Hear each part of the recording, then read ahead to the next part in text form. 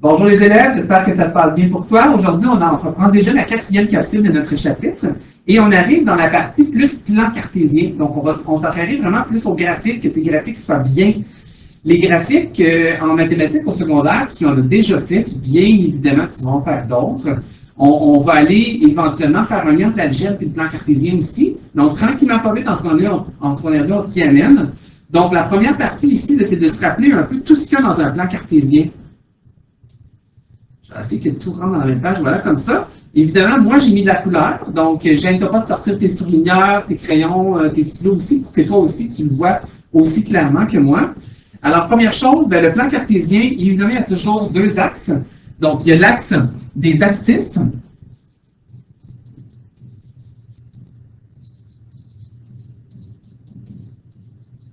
Et on l'appelle toujours l'axe des X.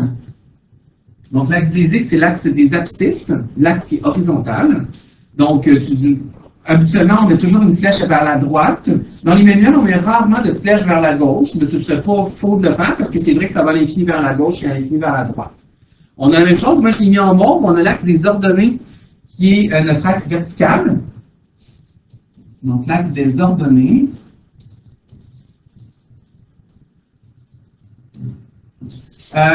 Et on l'appelle toujours l'axe des Y. Donc, il y a deux axes qui sont associés avec le plan cartésien, donc l'axe des X, l'axe des Y. C'est quelque chose que tu as déjà vu, hein, je ne pense pas que ce soit nouveau pour toi. C'est quelque chose que tu dois te retenir. Puis évidemment, il ne faut pas que tu te mélanges entre les deux. Hein. Ça arrive souvent quand on est en apprentissage. Alors, en plein milieu, en bleu, il y a le petit point central, hein, c'est l'origine du plan cartésien. Donc, il y a un nom. Donc, origine. Sa coordonnée à elle, c'est 0 dans les X, 0 dans les Y. Donc, vraiment, le point en plein milieu, là où c'est la jonction des deux axes. Donc, l'origine. Après ça, tu as remarqué, j'ai mis des espaces vides dans le plan cartésien parce que, dans le fond, les axes séparent en 4 cadrans le plan cartésien et ils sont déjà numérotés. Donc, on va prendre le temps de le dire. Donc, des fois, on va se dire, je vais te dire, moi, je cherche quelque chose dans le cadran 2. Il faudrait que tu saches de quoi on parle. Donc, cadran, Q-U-A-D-R-A-N-T. Donc, ça ne s'écrit pas comme le cadran d'un réveil matin. Ça, c'est C-A-D-R-A-N. Donc, cadran mathématique. Et c'est le cadran 1. Et la plupart du temps, sont nommés en nombre romain, en chiffres romains. Donc, cadran 1. Il y a le cadran 2.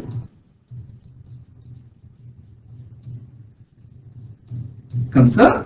Et pourquoi le cadran 1 a été choisi comme le premier cadran? Parce que c'est un cadran qui est complètement positif.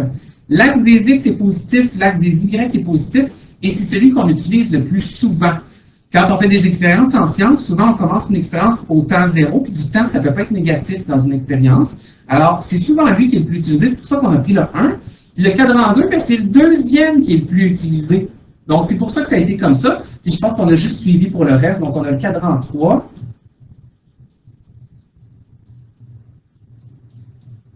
Et on a le cadran 4.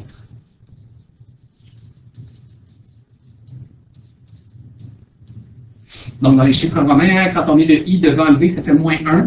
Donc, ça donne 4. Cadran 4. Et là, on pourrait peut-être s'écrire, je pourrais écrire ça en noir à côté. Ce cadran-là, toutes ces coordonnées sont positives dans les X, positives dans les Y. Dans ce cadran-là, ici, les coordonnées sont négatives dans les X, mais positives dans les Y. Dans le cadran 3, les coordonnées sont négatives dans les X et négatives dans les Y aussi. Puis dans le cadran 4, les coordonnées dans les X sont positives, mais négatives dans les Y. Donc, ça va nous donner différentes sortes de coordonnées. Et c'est justement la dernière chose ici qu'on avait à placer. Dans un plan cartésien, on va te nommer des coordonnées, on va te demander de nommer des coordonnées, ou toi, tu vas vouloir me parler d'une coordonnée. Donc, une coordonnée, là, c'est l'intersection dans le plan cartésien du quadrillage. Donc, je t'en ai une ici. Donc, ça s'appelle une coordonnée. Et pour comprendre une coordonnée, ça nous prend toujours deux chiffres. Et pour nommer la coordonnée, on n'a pas le choix de nommer la coordonnée en X à gauche, puis la coordonnée Y à droite. Obligatoirement, parce que si tu devais les inverser, moi, je pensais à un autre endroit dans le plan cartésien.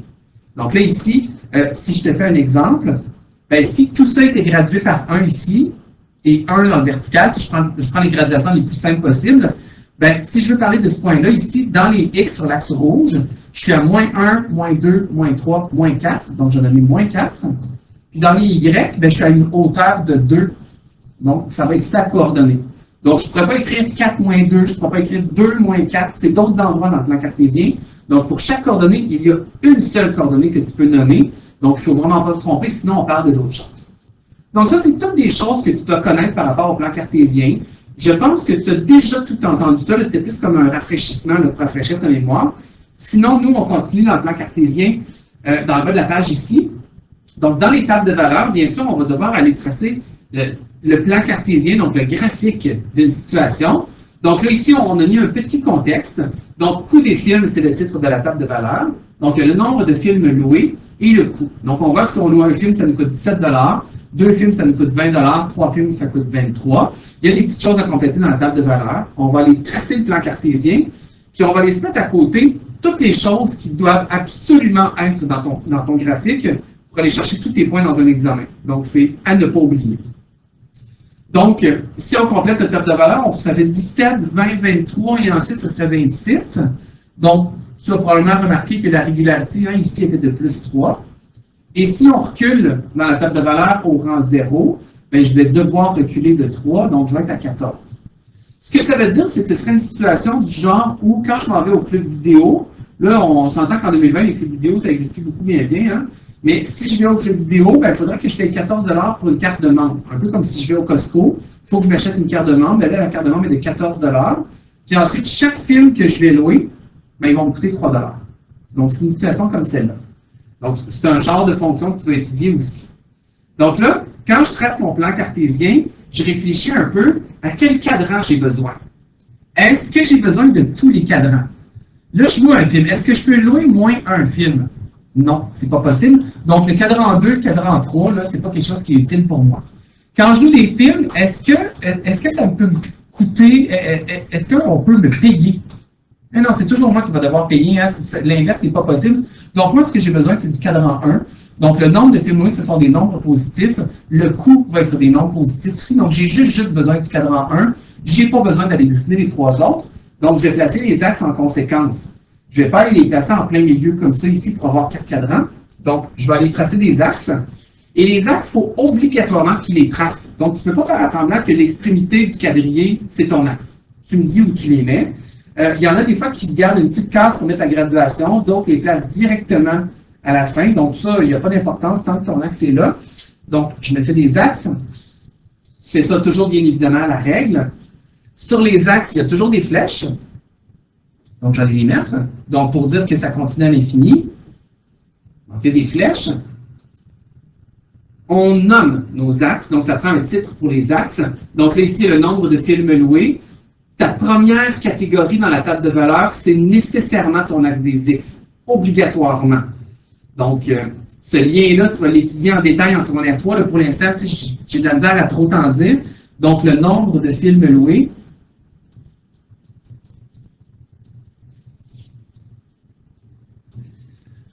On va nommer aussi l'axe vertical. Donc, l'axe vertical, c'est nécessairement la deuxième ligne dans ta table de valeurs. Donc, c'est le coût.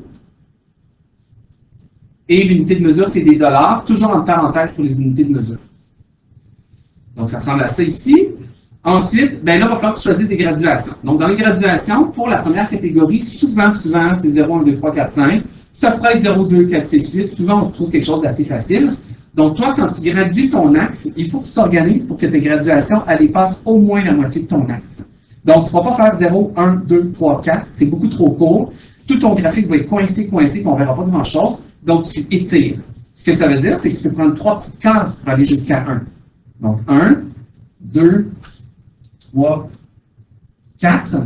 J'ai de la place même pour mettre le 5 ici, là, même si je n'ai pas beaucoup de place pour l'écrire. Donc, là, je vais prendre plus que la moitié de l'espace. Donc, je suis correct. Ici, dans le coin, c'est toujours l'origine. Donc, c'est la coordonnée 0, autant dans les X que dans les Y. Donc, on va l'écrire aussi.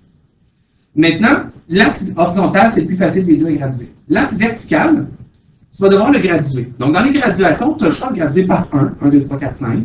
Tu vas graduer par 2, 2, 4, 6, 8, 10.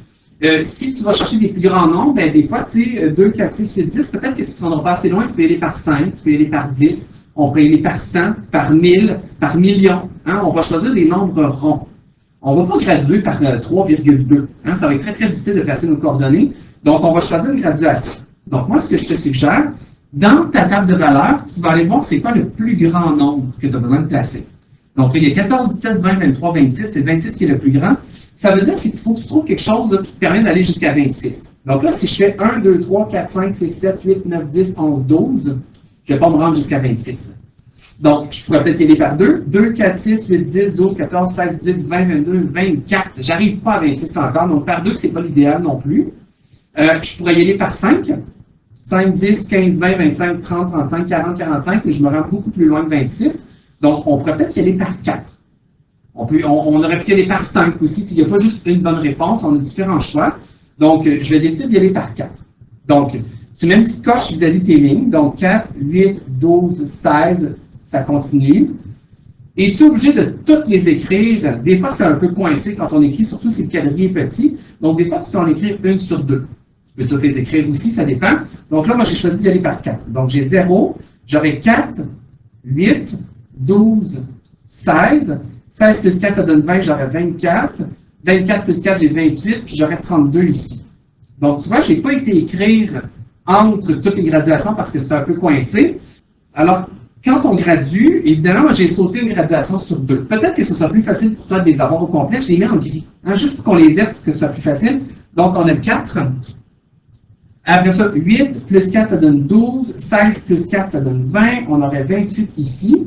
Donc, si toi, c'est vraiment, vraiment coincé, au lieu que tous tes chiffres soient un par-dessus l'autre et que ce soit difficile à lire, tu peux mettre juste ceux qui sont en noir.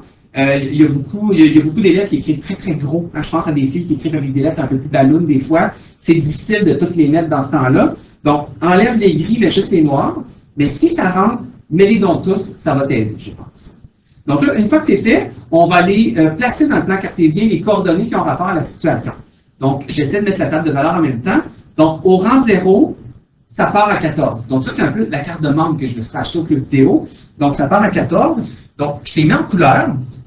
Toi aussi, il faut que tu arrives au même endroit que moi. Donc, 14. Donc là, j'ai 4, 8, 12, 16. 14, c'est directement entre les deux ici. Donc, je vais mettre en plein milieu. Un film, ça me coûte 17 $. Donc, un film, je m'en vais à la coordonnée 1 dans les X. Il faut que je monte à 17 $. Donc, c'est après ça, à 2, on est rendu à 20. Donc là, on a un point parfait pour y arriver. 3, on est à 23. Donc, un petit peu en bas de 24 ici. Et finalement, on a le 4 qui est à 26. Donc là, 26, on n'est pas si pire, c'est directement entre 24 et 28, comme ça. Donc, nos suites sont toujours régulières. Donc, ça va nous donner une droite. Donc, la droite, bien évidemment, tu la traces avec ta règle. Et là, je fais exprès de la mettre en bleu là, pour qu'elle soit vraiment très, très claire pour toi.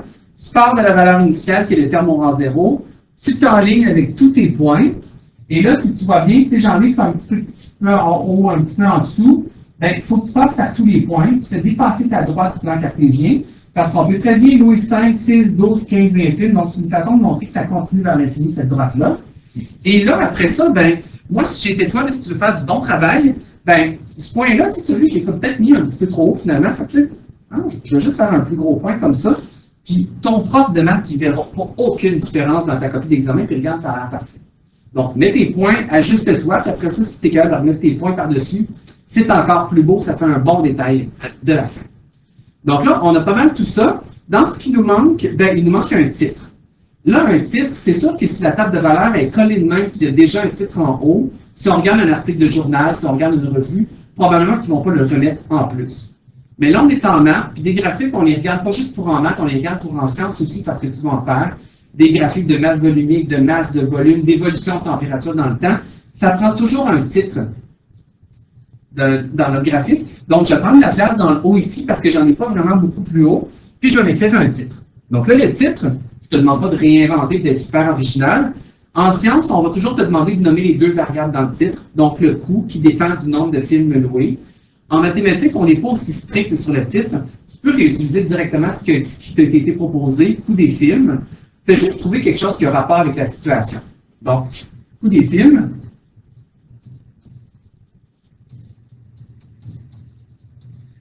Et la plupart du temps, si on regarde les revues mathématiques ou les manuels mathématiques, le titre, habituellement, il est souligné dans un graphique. Donc, si on veut être vraiment, vraiment là, parfaitement, habituellement, le titre, il est souligné. Si tu ne le soulignes pas, ce ne sera pas une faute, là, tant que tu as un titre. Donc, voilà, c'est ce qui complète notre plan cartésien, notre graphique de la situation. Donc, il y a quand même pas mal de choses, pas mal d'informations à mettre là-dedans. Donc, dans l'espèce de petit diagramme à côté, on va laisser mettre qu'est-ce que ça prend. Puis là, ben, tu peux te mettre un cœur. C'est quelque chose que tu dois savoir. Il ne faut pas que tu oublies une de ces choses-là. On va te le nommer à chaque fois. Puis quand moi, je corrige un plan cartésien, que ce soit moi ou Ariane, ben, on regarde si toutes ces choses-là sont là. Donc, ça prend un titre. Absolument. Il faut que tes axes, il y ait un titre. Donc, les axes, j'ai mis au pluriel, autant l'axe des X que l'axe des Y, donc ça prend 2 titres. Donc là, on peut se mettre ici, là, il y en a 2 à mettre. Après ça, il faut que tu aies gradué tes axes. Donc, graduer les axes. Donc, ça te prend ça aussi. Donc, les axes sont gradués et les axes au pluriel, il faut que tu gradues 2 axes aussi en même temps. Après ça, ben, il va falloir que tu mettes des axes. J'aurais peut-être dû l'écrire dès le départ, mais tes axes doivent être tracés. Il y en a beaucoup que vous tracez les axes parce que j'ai l'impression que vous vous dites, ben, le rebord du plan cartésien, ce sont mes axes. Non, c'est toi qui les mets, les axes, il faut que tu les mettes avec des petites flèches aussi. Ensuite, il faut que tu places tes coordonnées.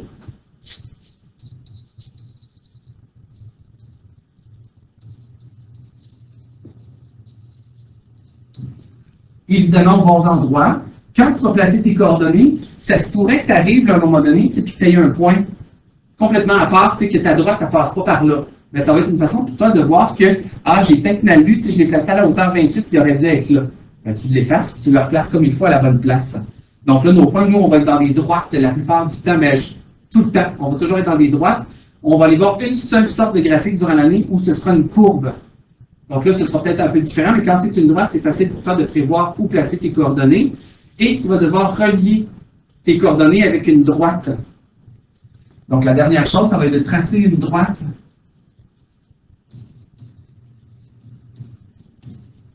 Reliant les coordonnées.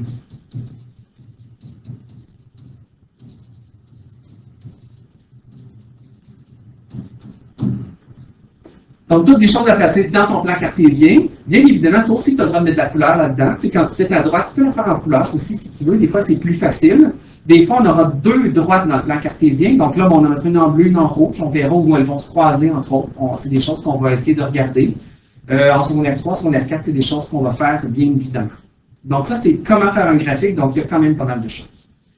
Si tu n'as pas eu le temps de tout écrire ça, mets-moi sur pause. Prends le temps de finir d'écrire toutes les choses dans les hexagones ici, pour être sûr de ne pas les oublier. Je te rappelle que le petit cœur, c'est juste une façon pour toi, quand tu vas étudier pour ton examen, de dire que ces choses-là, il faut que tu les saches par cœur, il ne faut pas que tu les oublies.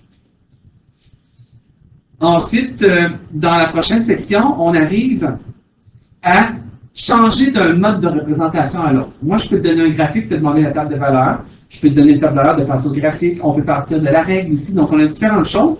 Donc, il y a 3 grands modes de représentation. Donc, il y a le graphique, la règle et la table de valeur. Puis, il y a bien sûr aussi, là, en mots, qui existe aussi. Souvent, c'est le problème qui est en mots, et ça t'amène, toi, à regarder les 3 modes de représentation qui sont là, mais c'est pas impossible aussi qu'on te demande de traduire par une situation, d'inventer une situation. Donc, je le rajoute, là, ici, là, ça se pourrait qu'on aille en mots aussi. Donc, si on veut passer de la table de valeur à la règle, bien là, je pense qu'on a travaillé fort là-dessus. Je pense que ça s'en vient bien pour toi. On sait que la règle, elle ressemble à T est égal à la régularité fois le rang plus le terme au rang 0. Moi, je prends toujours les mêmes couleurs là, pour que tu reconnaisses bien. Donc, la régularité, on regarde le bon. Est-ce que c'est croissant? Est-ce que c'est décroissant? Donc là, ici, on voit que ça augmente toujours de 10. Donc, plus 10. Je prends le temps de vérifier une deuxième, une troisième fois. Si ça marche, donc de 33 à 43, c'est bien plus 10. Je recule dans ma table de valeur. Je m'en vais voir au rang 0 qu'est-ce qui est bien. Donc, je recule de 10. Donc, je serai rendu à 3. Donc, ma règle, ben, T est égal à 10R plus 3. Donc, si tu as une table de valeur, ça se peut que tu trouves la règle, puis après ça, on va te poser des questions assurément pour être capable d'y arriver. Ensuite, bien, si on a la règle, puis passer à la table de valeur, donc ça, c'est peut-être un peu plus nouveau. Donc, je suis allé vite dans le haut parce qu'on l'a fait à plusieurs reprises. Donc, si tu as la règle et on veut que tu remplisses la table de valeur, bien, c'est de faire le contraire. Je te l'explique, pour que tu sois capable d'y arriver. Donc, notre règle, c'est T qui est égal à 3R moins 6. Donc, le moins 6, bien, tu le connais. C'est le terme au rang 0. Donc, tout de suite, je peux aller le placer ici, moins 6 au rang 0. C'est notre point de départ en mathématiques, on appelle ça une valeur initiale, un point de départ. Donc, c'est lui qui nous dit notre suite, elle commence où. Ça s'appelle toujours le rang 0. Hein? C'est toujours à la case 0 qu'on met ça. Et le 3, je le mets en rouge. Donc, le 3, c'est la régularité. La régularité, tu dois reconnaître parce qu'elle est toujours collée sur le R qui est là pour le rang. Donc, 3, c'est plus 3, ça veut dire que ma suite, elle est croissante. Elle augmente toujours de 3. Donc, moi, je vais aller augmenter de 3, plus 3. Donc, je vais être rendu à moins 3 ici. Plus 3 encore, je vais être rendu à 0. Plus 3, je vais être rendu à 3. Et finalement, je vais arriver à 6. Donc, tu remplis toute la table de valeurs qui t'est proposée, je vais y arriver. Si la table de valeurs, elle n'est pas déjà tracée, c'est toi qui l'as à faire, ben, il faut que tu m'écrives là au moins 4 cases pour qu'on voit qu'il y a une régularité. Si tu écris juste 2 cases, on voit une régularité, c'est pas suffisant. Il faut qu'on voit au moins 2, idéalement 3 régularités pour que ta table de valeurs soit considérée comme étant complète. À la page 73, on arrive, on est dans la pratique, là, je pense que tu vas commencer à être à l'aise. Si tu as la table de valeurs et de passer au graphique, c'est un peu comme on a fait tantôt, je te suggère toujours dans la table de valeurs, si tu ne connais pas la case au rang 0, d'aller la trouver. Donc là, c'est pas si difficile que ça. On regarde la régularité, on voit ici que ça augmente toujours de 25. Je vais juste vérifier si ça marche toujours ici. Là. De 25, ça ne marche pas. Ça veut dire que je me suis trompé. Donc, j'ai juste regardé les unités et les dizaines. Mais il faut que je regarde les centaines augmentent de 1, donc c'est 125. Donc là, je vais aller vérifier, est-ce que ça marche aussi? Ben, 25, je vais arriver à 400, plus 100, ça va donner 500, donc c'est vraiment plus 125 ici qui est la régularité. Donc, si je retourne en arrière, si je recule, je vais reculer de 125, donc 0. Donc, ça veut dire que cette suite-là, elle part directement à 0. Alors, traçons le graphique maintenant. Donc, je commence avec les axes. Donc, les axes, il faut obligatoirement que tu les fasses. Donc, c'est facile à ouvrir dans un plan cartésien. Donc, les axes, là, ici, je me prends avec le bord directement. Un peu croche, ça. Donc, on va faire ça un peu plus droit, comme ça.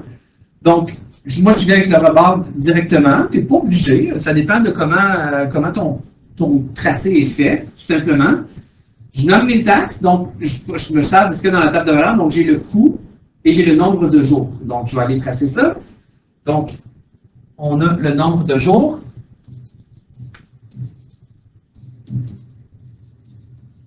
Quand tu as les unités de mesure, il faut que tu les mettes absolument en parenthèse au bout. Le coût, ici, entre parenthèses, il est en dollars. Je te rappelle qu'il y a 2 symboles de dollars. On le voit souvent avec ce mélange, dollar canadien, dollar américain. Donc, c'est clairement pas lui pour nous, dollar canadien. L'origine du plan cartésien ici est toujours de 0, donc on peut la placer tout de suite. On va aller graduer nos axes. Donc, le nombre de jours, c'est 0, 1, 2, 3, 4, ça ne sera pas trop difficile. Donc, 0, 1, 2, 3, 4, j'étire ça pour prendre la moitié du plan cartésien. Donc, 1, 2, 3, 4. Mon 5 qui rentre, donc je vais pouvoir le mettre aussi. Dans le coût maintenant, il faut que je choisisse une graduation. Puis là, ça ne marche pas toujours de la même façon, ça dépend de la suite. Ici, elle est croissante, puis on voit que ça part à 0 en plus. Ça, c'est une chance pour nous parce que je peux utiliser directement ces nombres-là. Ce sont déjà des nombres croissants, ils sont déjà réguliers. Donc, je peux faire 0, 125, 250 directement dans mon plan cartésien, ce qui n'est pas toujours le cas. Si la suite est décroissante, tu ne peux assurément pas le faire. Si la suite ne part pas à 0, tu ne peux pas le faire non plus. Donc, là, ici, je vais aller faire aussi par 3 cases pour étirer un peu. Donc, j'ai 1, 2, 3, 4. Ça va rentrer. Donc, j'ai 125, 250, j'aurais 375 et j'aurais 500 ici. Oh, je suis passé là. Donc, ça me permet de te nommer aussi. Si j'ai pris 3 cases, il faut que je prenne 3 cases partout. Là, tu as vu le dernier, j'étais juste à 2 cases, je suis allé vite, je ne l'avais pas vu. Donc, je le mets là. 500 arrive là. On place nos coordonnées. Donc, cette suite-là, elle partait à 0, 0.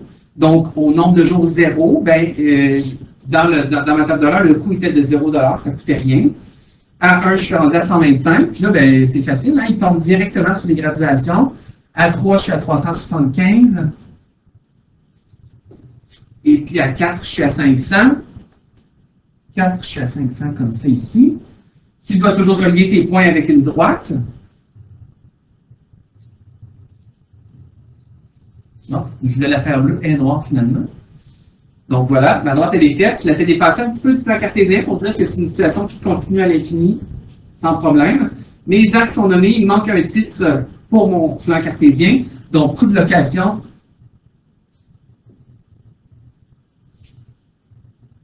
Donc, coût de location.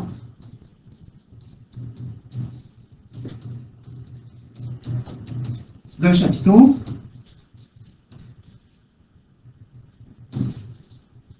On va faire un peu de ménage pour que ça rentre.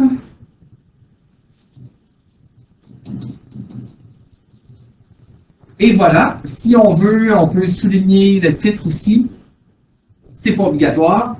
Donc voilà, notre plan cartésien, il est complété. Je suis allé un peu plus vite hein, parce qu'on en a fait un tantôt. J'imagine que ça se passe bien pour toi. Lui, je le trouvais même un peu facile. Alors, si ça t'allait vite, mets-moi sur pause, puis tu vas pouvoir compléter tes choses. Sinon, moi, je t'amène directement en dessous. Donc, si on veut passer du graphique à la table de valeur, ça, je ralentis un peu parce que là, c'est nouveau. C'est la première fois qu'on regarde de cette sorte-là. Donc, quand on regarde le plan cartésien, ben, toute l'information se retrouve déjà là pour qu'on soit capable de faire la table de valeur. Première chose, l'axe horizontal, c'est nécessairement la première ligne dans ta table de valeur. Donc ici, on voit que c'est du temps qui est en heures. Donc, dans la première grande case, je vais mettre du temps. Entre parenthèses, je vais mettre les unités de mesure qui est en heures. Et sur la deuxième ligne, je vais avoir l'argent amassé.